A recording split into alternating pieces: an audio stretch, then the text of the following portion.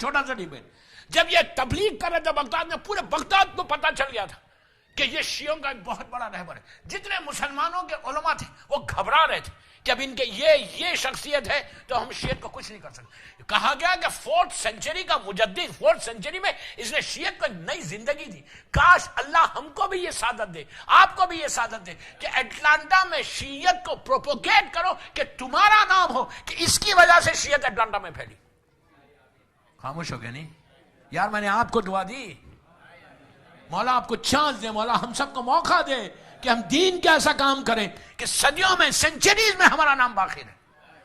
تو اس کے بعد شیخ مفید بیٹھے ہوئے اپنے درس دے رہے. بنی عباس کا جو گورنر تھا اس کا آدمی آیا اور کہا کہ شیخ آپ کو بلا رہے ہیں. دربار میں گئے، پوچھا کیا بات ہے؟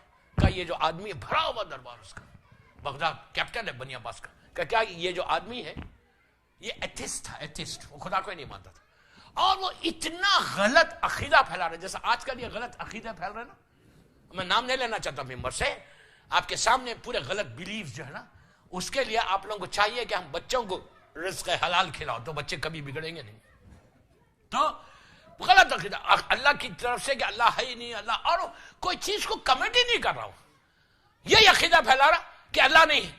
تو یہ سٹیج آ گیا تھا کہ بغداد میں بنی عباس کی حکومت ہل گئی تھی اور لوگ اس کی طرف آنے لگے تھے. ایسے سے وہ ریزن دیتا تھا کہ اللہ نہیں ہے. اب آئے شیخ کے پاس، آپ نے ایک بات غور کی، جب بھی مصیبت آئی یا امام کے پاس یا ان کے علماء کے پاس آئے، جب بھی مصیبت آئی، یہ ہمارے لیے پراؤڈ کی جگہ چیز ہے، فخر کی بات ہے کہ ہمارے علماء نے، ہمارے اماموں نے اسلام کو بچا دیا. تو ان سے وہ گورنر نے کہا کہ شیخ آپ اس کا جواب دیں. شیخ نے اس کو ایسا دیکھا، دیکھ کے بولا کہ تو خدا کو نہیں مانتا؟ تو کہا نہیں، خدا ہے ہی نہیں. ماننے کی کیا بات ہے ہی نہیں، خدا یہ تو ایسی بن گئی، خدا یہ دنیا ایسی بن گئی جیسا ایک نارمل لوگوں کا بلیف ہے، جو ایتھسٹ کا بلیف ہوتا. شیخ نے کہا اچھا okay what I will do, کہ میں کل آنسر کروں گا. اس نے کہا ٹھیک ہے، کل کتنے بجے آؤ گے تم؟ شیخ نے کہا صبح 9 بجے.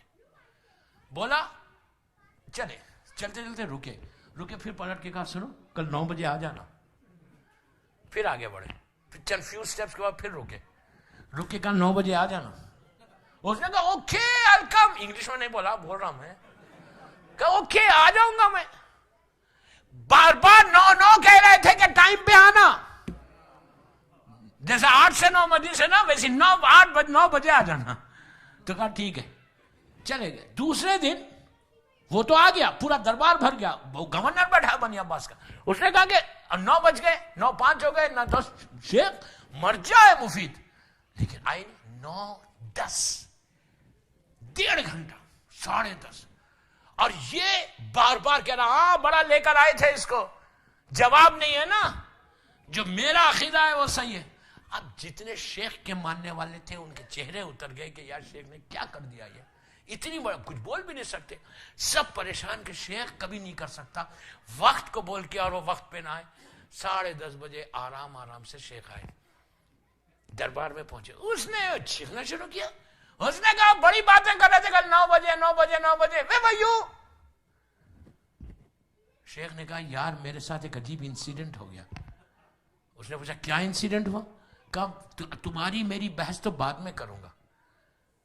کہا ہوا کیا جو تم لیٹ ہوئے؟ بغداد ہے، دجلہ ریور ہے وہاں پہ جیسے دبئی میں ابرا چلتی نا وہ بوٹ، اس زمانے میں بوٹ چلتی تھی، فلائی اوور بریجز نہیں تھے.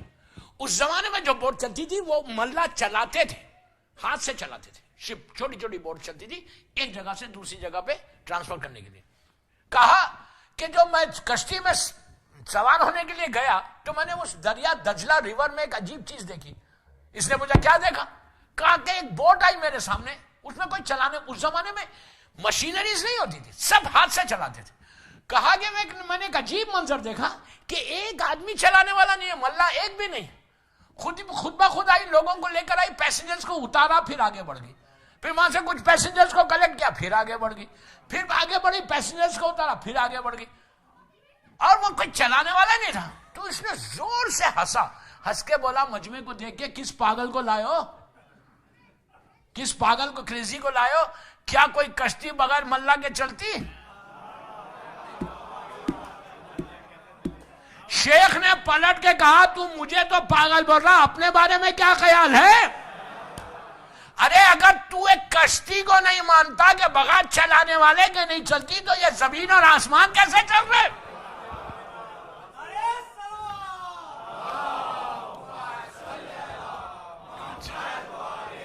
یہ کائنات کیسے چل رہی؟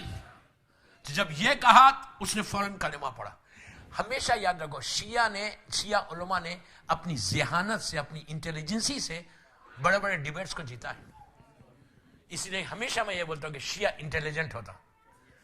اگر انٹیلیجنسی چاہتے نا تو اپنے امام کو راضی رکھو، خوش رکھو. امام راضی ہوگا نا، مولا تمہاری ذہن کو خود بخود روشن کریں گے.